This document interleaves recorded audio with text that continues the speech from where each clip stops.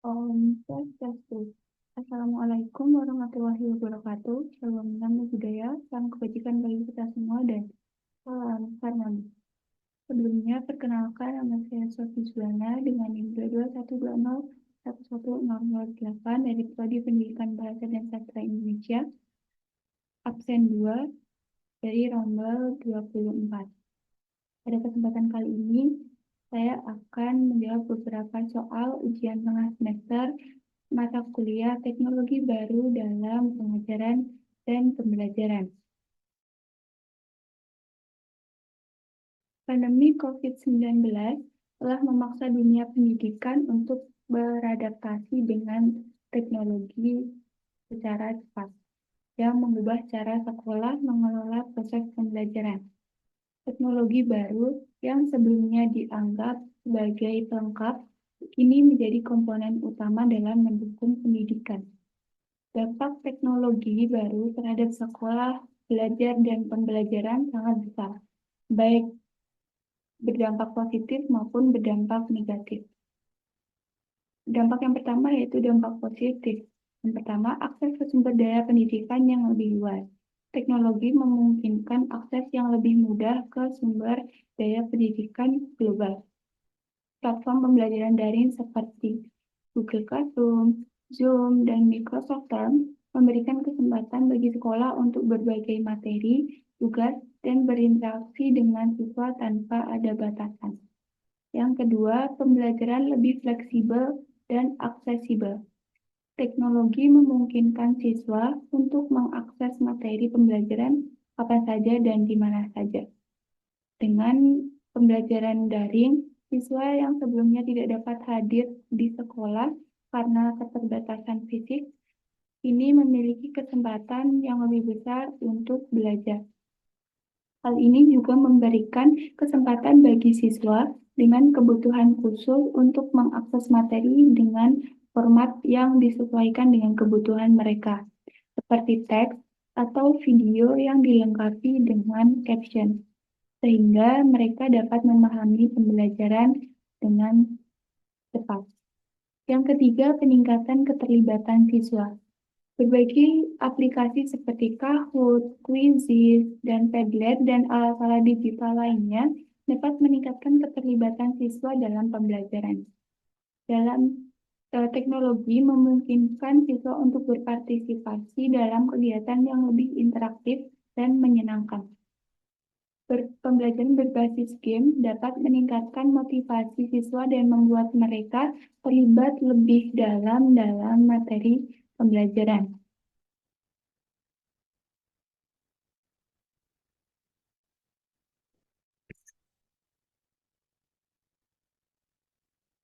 Adapun dampak negatif yang pertama, ketimpangan akses teknologi. Salah satu dampak dari adopsi teknologi dalam pendidikan adalah ketimpangan akses. Meskipun teknologi dapat membuka peluang yang lebih besar, kenyataannya banyak siswa, terutama di daerah terpencil atau kurang berkembang, yang tidak memiliki akses yang memadai ke perangkat keras seperti laptop dan tablet, dan koneksi internet yang kurang stabil. Hal tersebut menciptakan kesenjangan pendidikan yang lebih dalam, di mana hanya sebagian siswa yang dapat memanfaatkan teknologi secara maksimal. Kedua, kecanduan dan gangguan teknologi. Salah satu tantangan utama dalam pembelajaran berbasis teknologi adalah potensi gangguan dari media sosial dan aplikasi lain yang tidak terkait dengan pembelajaran. Siswa mungkin tergoda untuk bermain game dan berinteraksi di media sosial dengan teman-temannya atau menonton video yang tidak relevan selama jam pembelajaran. Kecanduan perangkat digital dapat mengganggu fokus dan mengurangi efektivitas belajar. Yang ketiga, keterbatasan dalam pengembangan keterampilan sosial.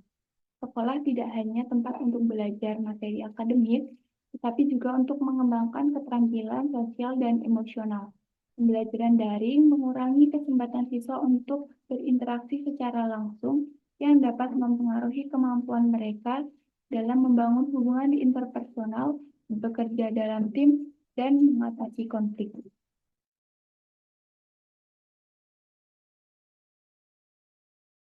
Selain membawa perubahan dalam pendidikan, teknologi juga membawa perubahan dalam dunia kerja. Perubahan yang sangat terlihat yaitu yang pertama automatisasi dan kecerdasan buatan. Banyak pekerjaan yang tergantikan oleh teknologi, contohnya seperti chatbot pada aplikasi Shopee.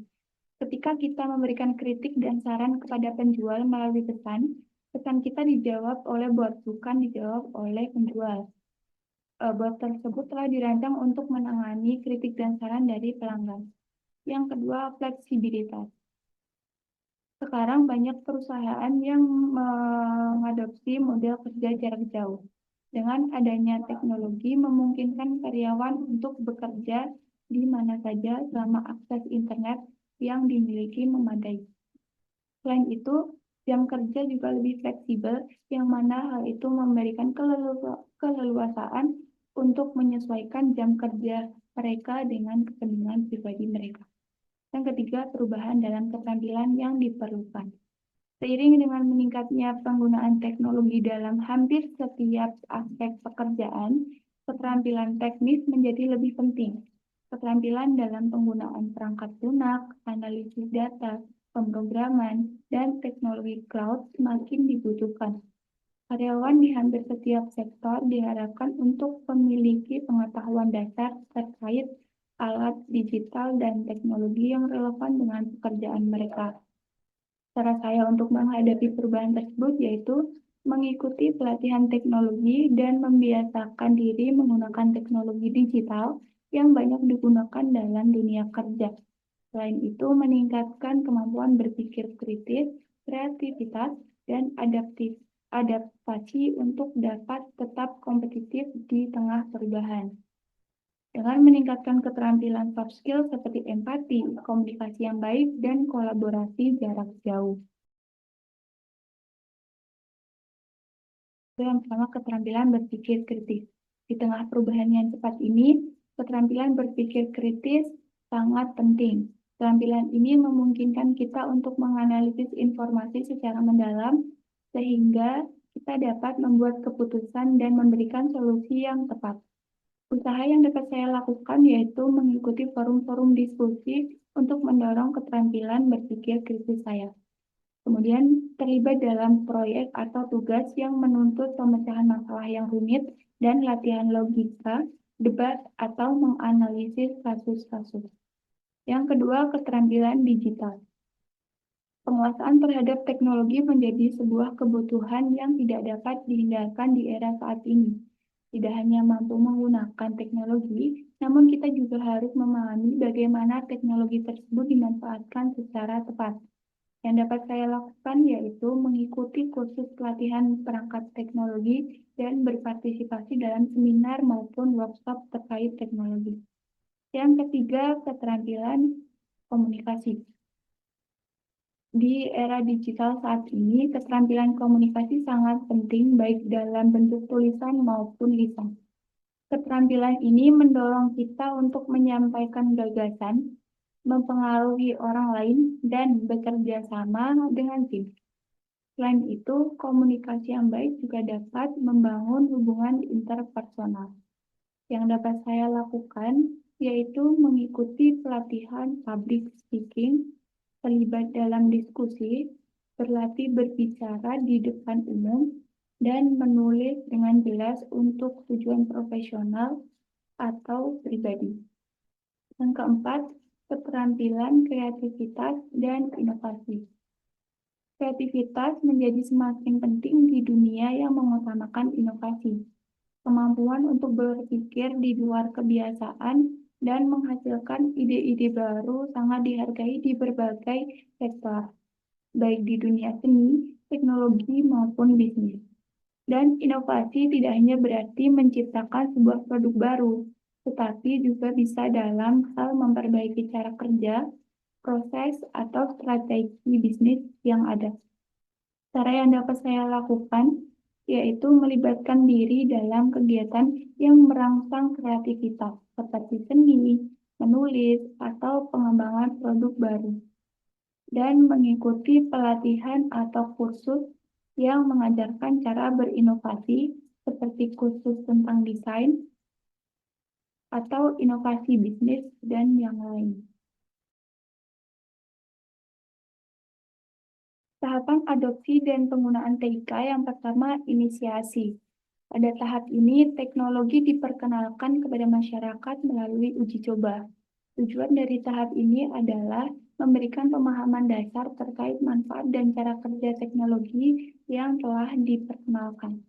Tahap ini penting karena untuk membangun kesadaran dan minat masyarakat terhadap penggunaan teknologi. Yang kedua, tahap adopsi awal. Tahap adopsi awal, pada tahap ini teknologi mulai diterapkan dalam skala yang besar, namun masih terbatas pada kelompok atau daerah yang dianggap lebih siap. Pengguna mulai mencoba menggunakan teknologi dalam kegiatan sehari-hari, tetapi masih dalam konteks eksperimen dan belum sepenuhnya terintegrasi dalam rutinitas atau proses kerja yang utama. Penerapan TIK pada tahap ini seringkali didukung oleh pelatihan yang lebih mendalam dan peningkatan fasilitas teknologi.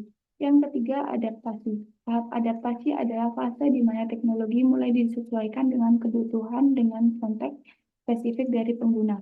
Pada tahap ini, pengguna TIK melakukan penyesuaian agar teknologi lebih sesuai dengan rutinitas dan tujuan mereka. Adaptasi melibatkan pengaturan dan modifikasi terhadap teknologi agar lebih relevan dan efektif dalam mendukung kebutuhan dan tujuan mereka. Dalam pendidikan misalnya, guru mulai mengadaptasi platform pembelajaran daring dengan menambahkan konten interaktif dan menyesuaikan materi untuk mendukung pembelajaran yang aktif. Yang keempat, integrasi dan optimalisasi.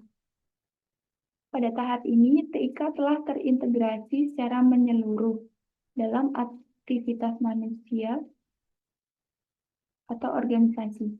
TIK digunakan secara menyeluruh dan konsisten dalam proses operasional dan sudah dianggap sebagai alat yang tidak dapat dipisahkan dalam menjalankan tugas-tugas.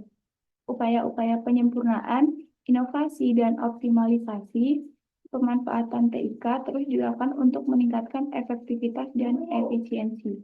Yang kelima, transformasi teknologi.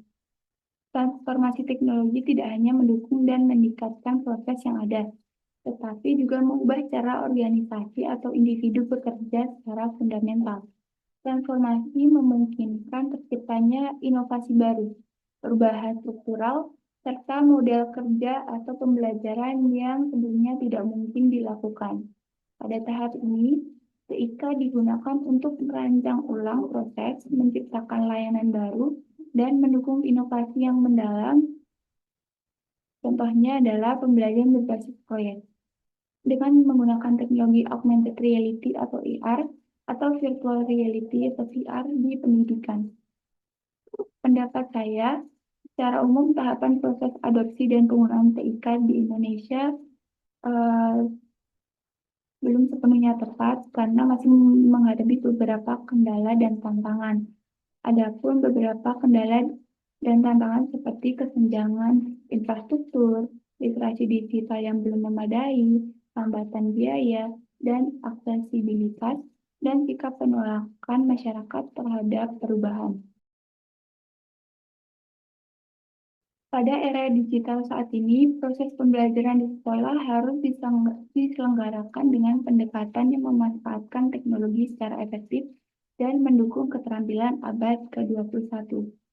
Keterampilan tersebut meliputi kemampuan berpikir kritis, kreatif, kolaboratif, dan komunikatif yang saat ini sangat dibutuhkan dalam dunia yang semakin terhubung dengan digital. Selain itu, pembelajaran juga harus berpusat pada siswa dan guru hanya sebagai fasilitator. Adapun proses pembelajaran yang diterapkan yaitu pembelajaran berbasis proyek atau project-based learning.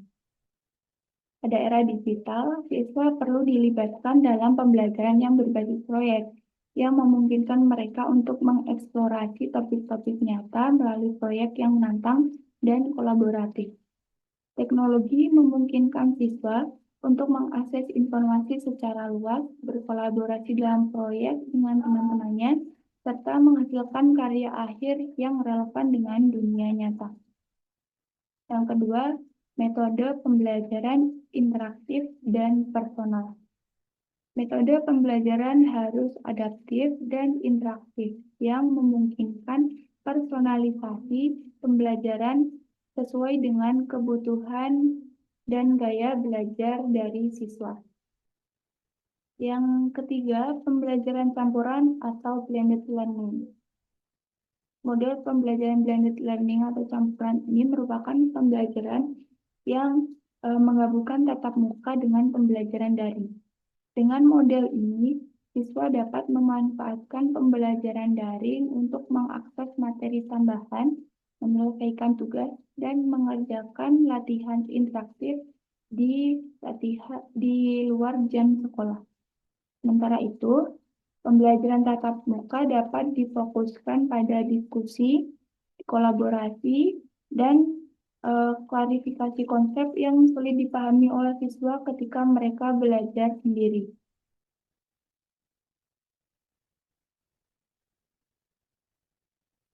Cara melakukan penilaian yang pertama, penilaian berbasis kompetensi dan portofolio. Dalam pembelajaran berbasis proyek, siswa dinilai berdasarkan hasil akhir proyek mereka, tetapi juga bagaimana mereka mengatasi tantangan sepanjang proses itu, berkolaborasi, dan menggunakan keterampilan kritis mereka.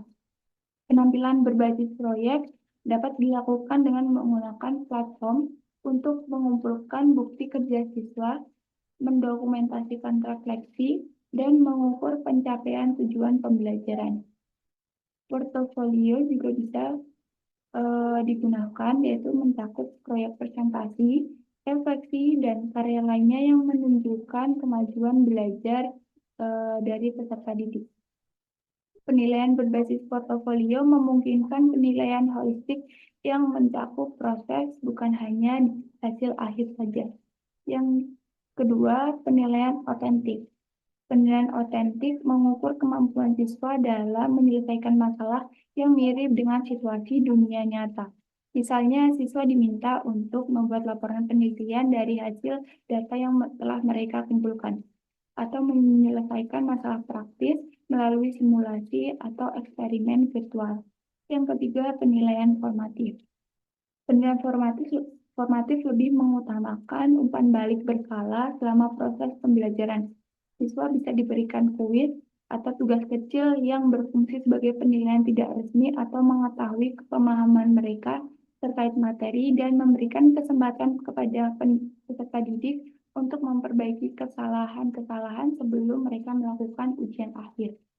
Baik, sekian jawaban dari soal-soal UTS mata kuliah teknologi baru dalam pengajaran dan pembelajaran. Untuk itu, saya tutup dengan para Santi. Om Santi, Santi, Santi Om.